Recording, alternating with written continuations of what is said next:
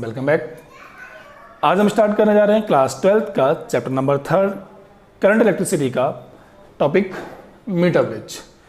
Start करने से पहले चैनल को अभी सब्सक्राइब करिए ताकि आपको सीएससी के लेटेस्ट वीडियोस और नोटिफिकेशन मिलते रहें। गाइज, इससे पहले वाले वीडियो हम लोगों ने इसी को पढ़ा था व्हीटस्टोन ब्रिज के लिए। गाइज, जो व्हीटस्टोन ब्रिज था उसकी ये एक्सपेरिमेंटल स्टडी है, मीन्स वो एक प्रिंसिपल था और उसको हम एक्सपेरिमेंट के रूप में अप्लाई कैसे करेंगे, उसका नाम है, डिवाइस का नाम है metre bridge. Means metre bridge work on the principle of Wheatstone bridge. वो वहाँ थ्योरेटिकल था। अब बच्चों हम लोगों को इसको प्रैक्टिकल बेस में कैसे करना है, प्रैक्टिकल में कैसे करेंगे, ये जानना है। इसके अलावा बच्चों इस चैप्टर से आपकी अगर एक्सपेरिमेंट की बात करेंगे तो इसका एक्सपेरिमेंट भी बोर्ड एग्जाम में मिल जाता है हम लोगों को, मीटर ब्रिज के लिए और पोटेंशियोमीटर के लिए। ये दोनों आप लैब मैनुअल में नोट जरूर करेंगे, ये एक्सपेरिमेंट आपके सिलेबस में है। बात सबसे पहले क्या स्टार्ट करते हैं मीटर ब्रिज। पहले उसका डायग्राम बनाएंगे, फिर उसको अप्लाई करना है और जो प्रूविंग हम लोगों ने वहाँ पे की थी P/Q = R/S, उसको यहाँ पे अप्लाई करके उस अननोन डिस्टेंस को यहाँ फाइंड करना होता है। ठीक है, तो अननोन डिस्टेंस फाइंड करने के बेस पे हम डेफिनेशन बना सकते हैं मीटर ब्रिज की कि metre bridge is a device by which we can find unknown resistance is known as a metre bridge. It work on the principle of, या प्रिंसिपल ऑफ मीटर ब्रिज क्या होता है तो आप बोलोगे it works on the principle of Wheatstone bridge. Okay बच्चों, तो ये डेफिनेशन हो गई। A device which can by which we can measure the unknown distance is known as the meter bridge and it work on the principle of Wheatstone bridge. Diagram समझेंगे, इसके अलावा उसको apply करेंगे और इसके अलावा इसके यहाँ से न्यूमेरिकल्स भी मिल जाते हैं नॉर्मल हम लोगों को बोर्ड एग्जाम के लिए। गाइस देखते हैं मीटर ब्रिज में जो आप लैब में पहुँचेंगे तो लैब में एक बड़ा सा बोर्ड मिलेगा और उस बोर्ड की जो लंबाई होगी जाके वो 100 सेंटीमीटर या 1 मीटर होगी जाके। गाइस 100 सेंटीमीटर या 1 मीटर क्यों है? क्योंकि इजीली हम इसको ले जा सकते हैं, कहीं से मूव करा सकते हैं, ट्रांसपोर्ट करने में जी होता है। That's why we are using here 1 metre. इससे अब नहीं लेते हैं हम लोग, अगर जरूरत पड़ेगी तो उसको वायर को राउंड कर लेते हैं, जो पोटेंशियोमीटर हम लोग करेंगे आगे। फिलहाल एक हमारे पास लकड़ी का बोर्ड है। लकड़ी का ही क्यों है? अगर हम मेटल का ले लेंगे तो इट बिकम्स कंडक्टर्स और हमें यहाँ पे चाहिए कौन सा, इंसुलेटर्स। तो यू कैन यूज वुडन और one more things we can also use here plastic boards, but we are using here wooden board. तो like that is a 1 metre wooden board. Okay guys, metre bridge device बनानी है तो उसमें एक लकड़ी का 1 metre का 100 सेंटीमीटर लंबा एक बोर्ड है। इस बोर्ड में गाइस यहाँ पर स्क्रू, मेटल स्क्रू है और उस स्क्रू में एक कॉपर की स्ट्रिप, मेटल स्ट्रिप है, कॉपर नहीं कहेंगे, मेटल स्ट्रिप बोल देंगे। और उस मेटल स्ट्रिप में इस जगह पे स्क्रू के बाद में एक और मेटल स्ट्रिप, यहाँ पे 1 स्क्रू, एक स्क्रू यहाँ पर और एक और एल आकार की यहाँ पर स्क्रू, और इस स्क्रू कर देते हैं अंदर ऐसे, और एक स्क्रू अटैच कर देते हैं यहाँ पे और एक बीच में। ओके गाइस, अब हमने क्या किया, ये एक मेटल स्ट्रिप है, मेटल स्ट्रिप है बच्चों, और ये है वुडन बोर्ड, वुडन बोर्ड। इसके अलावा बच्चों इसमें एक वायर कनेक्ट कर दिया। वायर मीन्स एक नॉन रेसिस्टेंस कनेक्ट कर दिया, इसका रेजिस्टेंस मुझे पहले से मालूम है, 3 ओम 5 ओम 10 ओम जो भी होगा उसको यहाँ लगा दिया। तो ये है हमारा यहाँ पे नॉन रेसिस्टेंस, नॉन रेसिस्टेंस जिसकी वैल्यू है पहले से मालूम है और मैंने इसको नॉमिनेट किया है P से। P एक नॉन रेजिस्टेंस यहाँ पे लगा हुआ है, कुछ ओम का हो सकता है, एक नॉन वैल्यू उसकी मेरे पास है। इस जगह पे एक कनेक्ट कर दिया वायर जिसका रेजिस्टेंस निकालना है और इसका नाम डाल दिया मैंने Q, और ये है, या मैं डाल देता हूँ इसको नाम R, इसको S है, और ये अननोन रेजिस्टेंस है।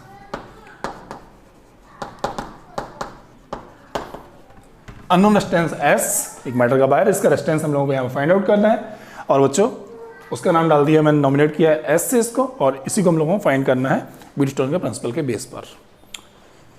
इसके अलावा बच्चों यहाँ पे एक मेटल का कॉपर का वायर,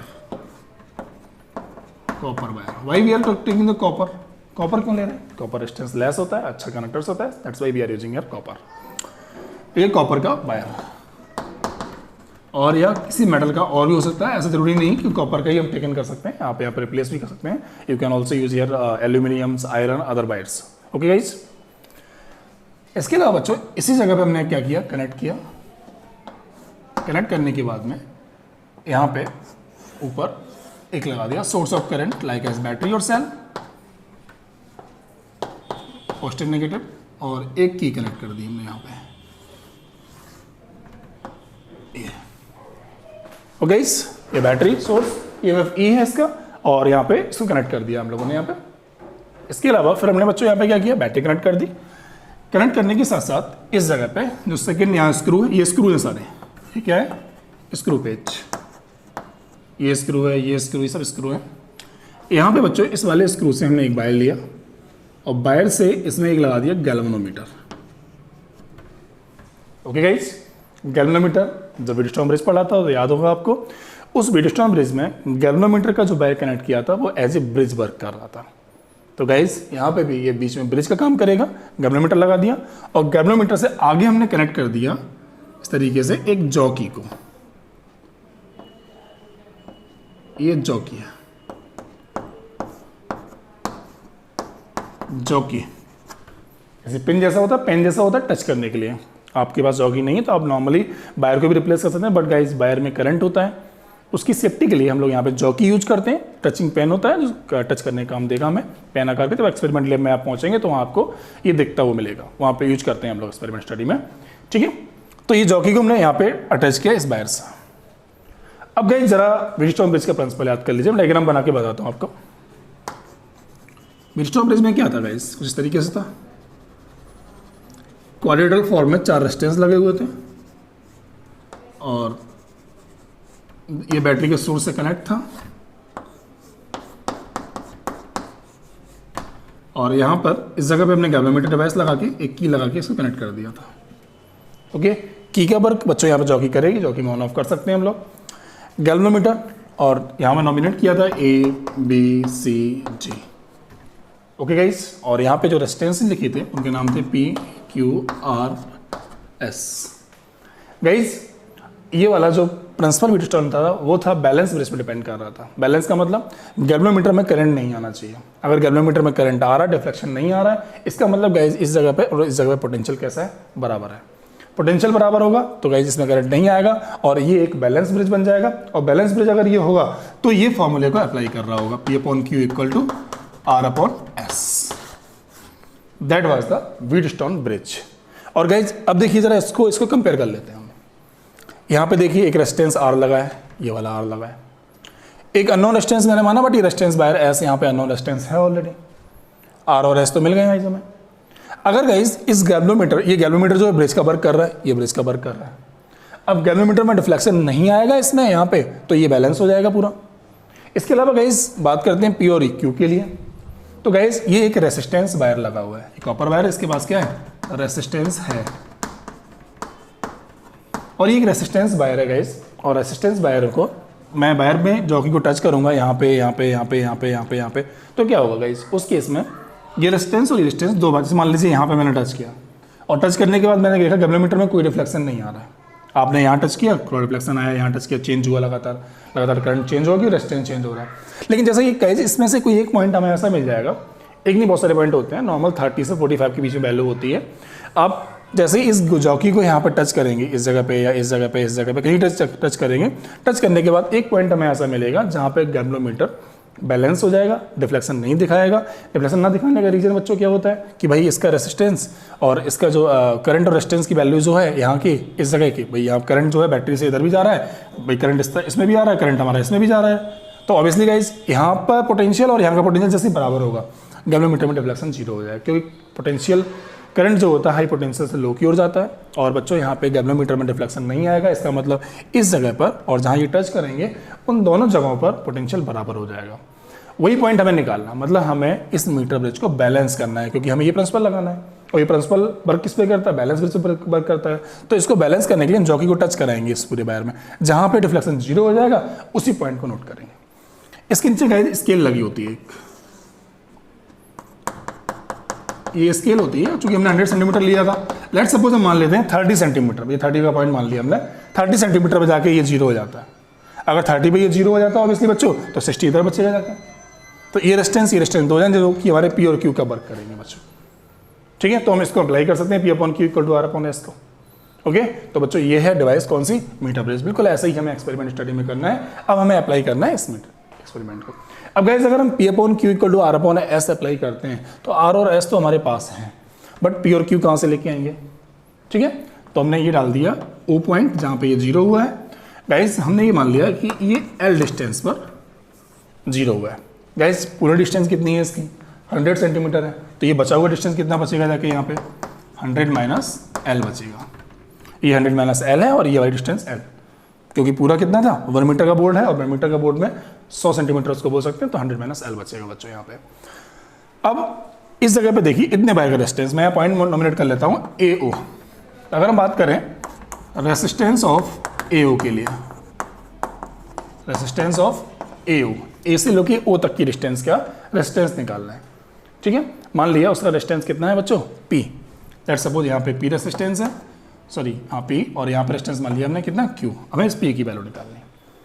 तो गाइस ये एक वायर है, इसके पास अपनी एक रेसिस्टिविटी होगी, कॉपर का होगा तो कॉपर की होगी, मेटल का होगा तो किसी और मेटल की रेसिस्टिविटी इसके पास होगी, लेंथ एल है और इसका एक particular area of cross section होगा ए।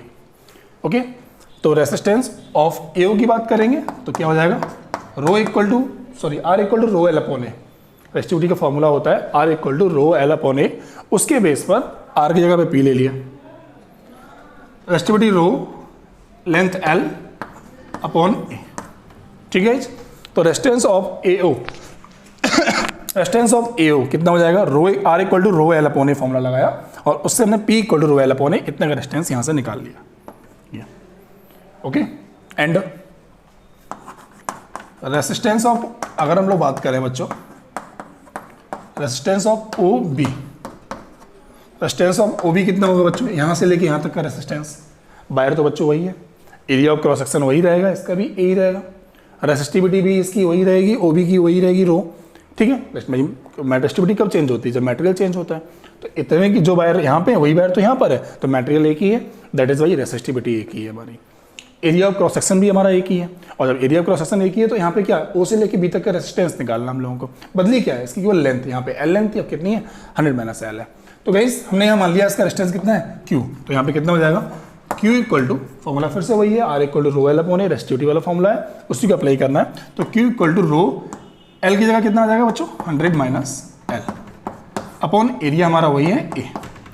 अब गाइस अगर हमें इसको अप्लाई करना है तो P upon Q equal to R upon S, तो गाइस हमें P अपॉन क्यू निकालना पड़ेगा फिर तो बच्चों यहाँ से P अपॉन क्यू कितना हो जाएगा, P upon Q equal to, इन दोनों को डिवाइड करेंगे तो रो एल अपॉन ए से डिवाइड करने पे रो से रो कट जाएगा, ए से ए कट जाएगा, तो गाइस यहाँ पे हो जाएगा L upon 100 minus L, L upon 100 minus L, P upon Q की वैल्यू आ गई बच्चों हमारे पास।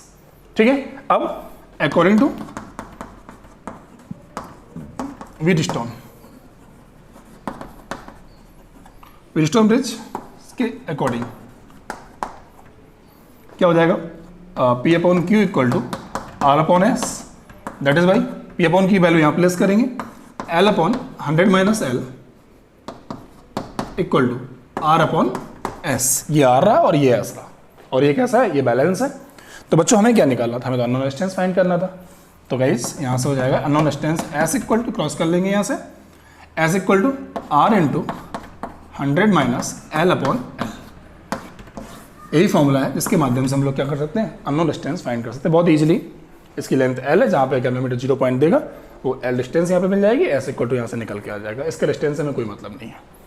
ठीक है, तो ये है इसकी कैलकुलेशन, यहाँ से लेके यहाँ तक की इसकी कैलकुलेशन है।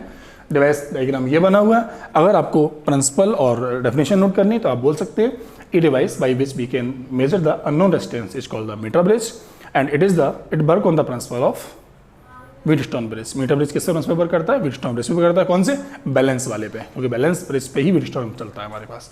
इसको हमने पहले बैलेंस किया, बैलेंस करने के बाद में इसको सॉल्व कर लिया।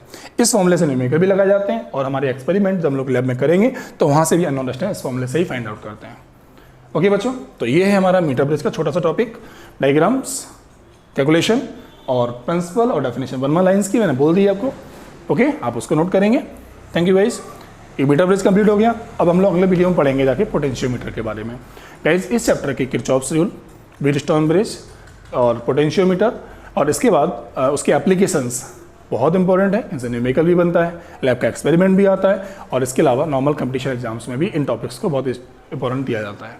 ठीक है बच्चों, note down please. Thank you.